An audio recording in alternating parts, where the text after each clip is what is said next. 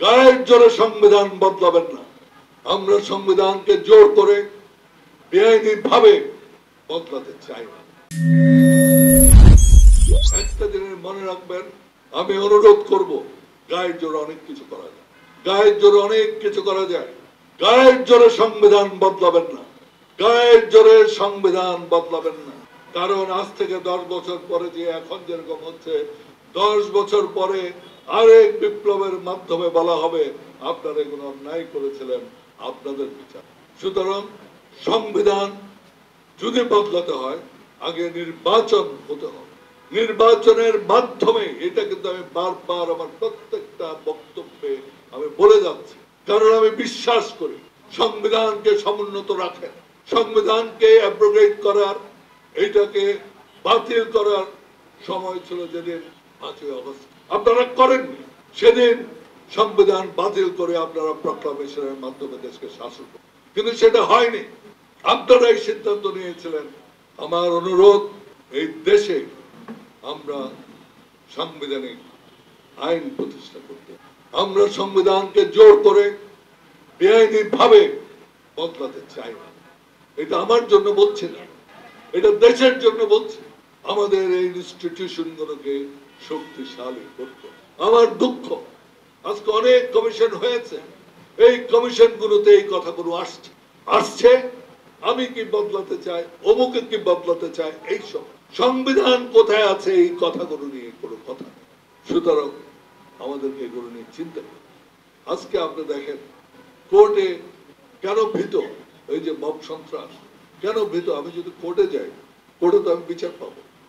আগে আওয়ামী লীগের আমলে যখন এখানে স্বৈরাচারের সবচেয়ে বেশি স্বৈরাচার শাসন হয়েছে, তখনও কোর্টে গেলে অন্তত একটা হিয়ারিং দিতে পারে।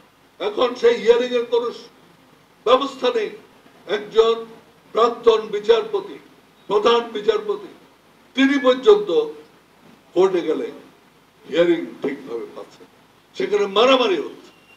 সুতরাং আমি বলবো বর্তমান সরকারকে, আমি চাই আপনারা সফল হন, আমি চাই আপনারা দেশে আইনের শাসন ফিরিয়ে আনুন, আমি চাই মব সন্ত্রাস আপনারা বন্ধ করুন, আমি চাই এই যে হাইকোর্ট আছে, আমাদের বিচার ব্যবস্থা আছে, সেটা যাতে সঠিকভাবে কাজ করতে পারে তার বন্দোবস্ত।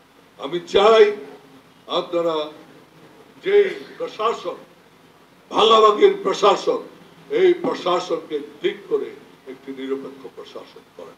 এর আগে আপনারা যত কথাই বলেন কোনো কিছুই হবে না। একটা সুযোগ এসছে, জাতিসংঘের হিসেবে আছো, আমরা জানি ১,৫০০-এর উপর মানুষ জীবন দিয়েছে। সাইদের মতো ছেলে তার বুক পেতে দিয়েছে। আজকে সেই জীবনগুলো আমরা ব্যর্থ হতে দিতে চাই না, আমরা তাদের জীবন ব্যর্থ হতে দিতে চাই না। তারা একটা সুন্দর বাংলাদেশ, একটা সুশাসনের বাংলাদেশ, যে বাংলাদেশে থাকবে না দুর্নীতি, সেরকম একটা বাংলাদেশ আমরা চেয়েছি। তারা সেই জন্য তাদের জীবন দিয়ে, তাদের জীবন একটি দলকে বদলিয়ে আরেকটি দলকে আনার জন্য দেয়, তাদের জীবন দিয়েছে বাংলাদেশের মানুষের ভাগ্যের পরিবর্তনের জন্য, কোন দলের ভাগ্যের পরিবর্তনের জন্য। জাতীয় পার্টির বিরুদ্ধে সব সময় আপনার কনস্পিরেসি হয়েছে, আগেও হয়েছে। জাতীয় পার্টির জন্য একবার এই সংবিধানকে পরিবর্তন করা হয়। আপনার নির্বাচনের পরে, 1991 সালের নির্বাচনের পরে, তখন ছিল প্রেসিডেন্সিয়াল ফর্ম অফ গভর্নমেন্ট, তখন ছিল প্রেসিডেন্সিয়াল ফর্ম অফ গভর্নমেন্ট, এবং এই presidential form of government Awami লীগও চেয়েছিল, আওয়ামী লীগ এনেছিল, এবং বিএনপিও এই প্রেসিডেন্সিয়াল ফর্ম অফ গভর্নমেন্টের আন্ডারে এই দেশে শাসন। কিন্তু 91-এর ইলেকশনের পরে দুই পার্টি জামাতের সাথে মিলে পরিবর্তন করলো কোথায়? Parliamentary election. কারণ কি? কারণ তারা দেখলো এরশাদ সাহেব এবং বিএনপির যে কোনো ক্যান্ডিডেট এবং আওয়ামী লীগের যে কোনো ক্যান্ডিডেট দাঁড়ালে এরশাদ সাহেব নির্বাচিত হবে, সেই কারণে রাষ্ট্রপতি নির্বাচিত হবে, সেই কারণে সেদিন রাষ্ট্রপতি ব্যবস্থা পরিবর্তন করে সংসদীয় ব্যবস্থা।